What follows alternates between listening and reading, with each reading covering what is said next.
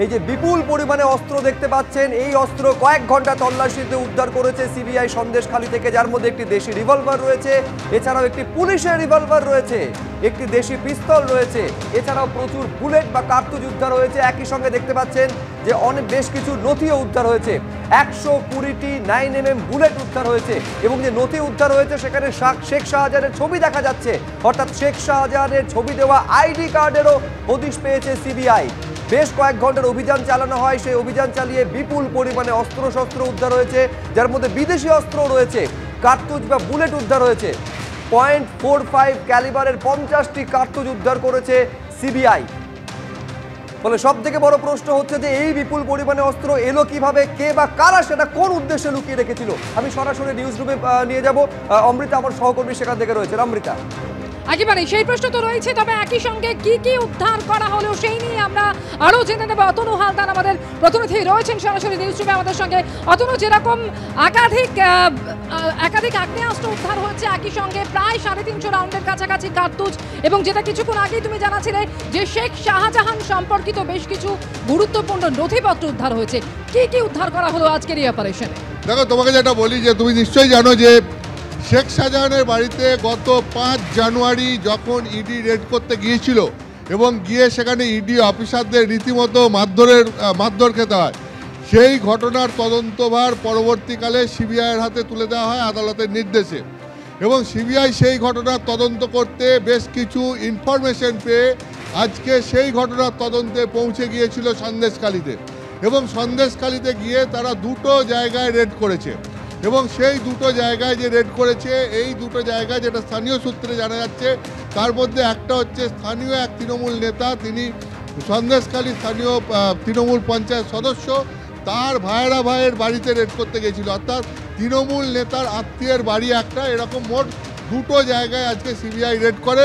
কোন মামলায় রেড করে না, গত 5 জানুয়ারি শেখ শাহজাহানের বাড়িতে ইডি রেড করতে গিয়ে যে মারধর খায়, সেই ঘটনার তদন্তবার পরবর্তীকালে যখন সিবিআইয়ের হাতে তুলে দেওয়া হয়, সিবিআই সেই ঘটনায় আজকে তদন্ত করতে সন্দেশখালীতে পৌঁছেছিল।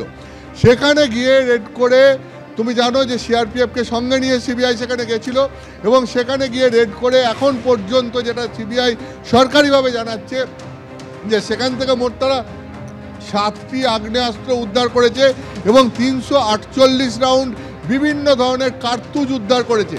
এখন এই যে 7টা আগ্নেয়াস্ত্র উদ্ধার করা হয়েছে, এর মধ্যে সবথেকে গুরুত্বপূর্ণ যেটা, এর মধ্যে 3টে রয়েছে, সেটা 3টে বিদেশি রিভলভার পাওয়া গেছে, 3টে ফরেন মেড রিভলভার পাওয়া গেছে, এবং আরও যেটা গুরুত্বপূর্ণ, একটা কোল্ট পুলিশের অফিসিয়াল রিভলভার পাওয়া গেছে।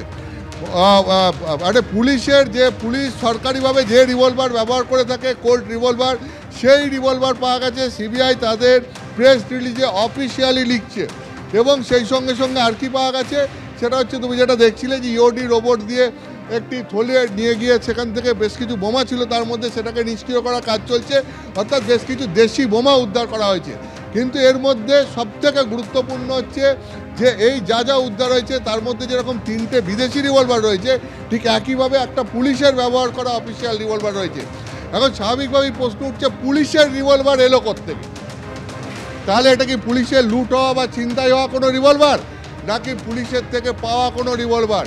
এই রিভলভারের সঙ্গে পুলিশের ঠিক বা কোন পুলিশের, কোথাকার পুলিশের কী ধরনের যোগ রয়েছে, এইটা এরপর সিবিআই তদন্তের আওতায় আসবে, এটা বোঝাই যাচ্ছে। অর্থাৎ এই যে বারবার পুলিশের নাম আমরা দেখছি, কখনো পুলিশের নিষ্ক্রিয়তা, কখনো পুলিশের বিরুদ্ধে পক্ষপাতিত্বের অভিযোগ, এরপর পুলিশের রিভলভার সেটাও উদ্ধার হলো এই সিবিআই তল্লাশিতে। এই সন্দেশখালীকে ঘিরে বারবার পুলিশের বিরুদ্ধে যে নানান অভিযোগ উঠছে, তাতে এটা আর একটা নতুন সংযোজন তুমি বলতে পারো, যে এবারে পুলিশের রিভলভারই উদ্ধার হলো শাহজাহানের ডেরা থেকে। তার কারণ, কেন শাহজাহানের ডেরা বলছি, যে যেখানে যে দুটি জায়গা থেকে সিবিআই রেড করে এই সমস্ত জিনিস উদ্ধার করেছে, এক হচ্ছে যেটা উদ্ধার, এই যে মামলাটাতে এইটা করা হয়েছে, সেটা হচ্ছে শেখ শাহজাহানের বাড়িতে ইডি তল্লাশি করতে গিয়ে যে মারধর খেয়েছিল সেই মামলা। 2 হচ্ছে যাদের বাড়িতে সিবিআই আজকে তল্লাশি করতে গেছিল, তাদেরকে সিবিআই বলছে এরা হচ্ছে শেখ শাহজাহানের সঙ্গী। 3 হচ্ছে সবথেকে গুরুত্বপূর্ণ, যে এখানে শেখ শাহজাহানের সঙ্গে সম্পর্কিত বেশ কিছু ডকুমেন্ট, রহস্যজনক এবং সন্দেহজনক ডকুমেন্ট তারা এই অস্ত্রশস্ত্রের সঙ্গে উদ্ধার করেছে। যে সমস্ত ডকুমেন্টগুলোর সঙ্গে শেখ শাহজাহানের সরাসরি সম্পর্ক রয়েছে, অর্থাৎ এই যে অস্ত্রশস্ত্র উদ্ধার হয়েছে এর সঙ্গে যে শেখ শাহজাহানের সরাসরি সম্পর্ক রয়েছে সেটা বোঝাই যাচ্ছে। তার কারণ সিবিআই জানাচ্ছে যে সেখানে অস্ত্রশস্ত্র উদ্ধারের পাশাপাশি শেখ শাহজাহানের সঙ্গে সম্পর্কিত বেশ কিছু সন্দেহজনক ডকুমেন্ট সেখান থেকে পাওয়া গেছে। এবং তোমাকে এটাও বলছি, সিবিআই এটাও বলছে যে এইটা খতিয়ে দেখতে হবে যে যে সমস্ত জিনিস এখান থেকে উদ্ধার হয়েছে এর মধ্যে ইডি অফিসিয়ালদেরও কোনো জিনিসপত্র রয়েছে কিনা, যেটা ইডি অফিসিয়ালরা 5 জানুয়ারি রেড করতে গিয়ে সেখানে তাদের কাছ থেকে লুট হয়ে গেছিল। সেই ইডি অফিসিয়ালদের কাছ থেকে লুট হওয়া কোনো জিনিসপত্র সেটাও এই উদ্ধার হওয়া সামগ্রীর মধ্যে রয়েছে কিনা সিবিআই সেটাও খতিয়ে দেখছে। কিন্তু আমি তোমাকে যেটা বললাম যে এই রেডের সঙ্গে এবার সরাসরি শেখ শাহজাহানের নাম জড়িয়ে গেল সিবিআইয়ের এই অফিসিয়াল প্রেস রিলিজ আসার পর। এবং এখানে পুলিশের ব্যবহৃত রিভলভার করতে এলো, 3টে বিদেশি রিভলভার করতে এলো এবং এত রাউন্ড কার্তুজ, প্রায় 350 রাউন্ড কার্তুজ করতে এলো। কেন এগুলোকে মজুত করা হয়েছিল এই সমস্তই এবার সিবিআই তদন্তের আওতায় আসবে।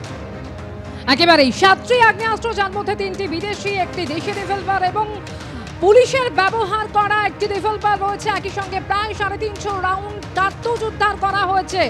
একই সঙ্গে শেখ শাহজাহান সম্পর্কিত বেশ কিছু নথিপত্র উদ্ধার করা হয়েছে।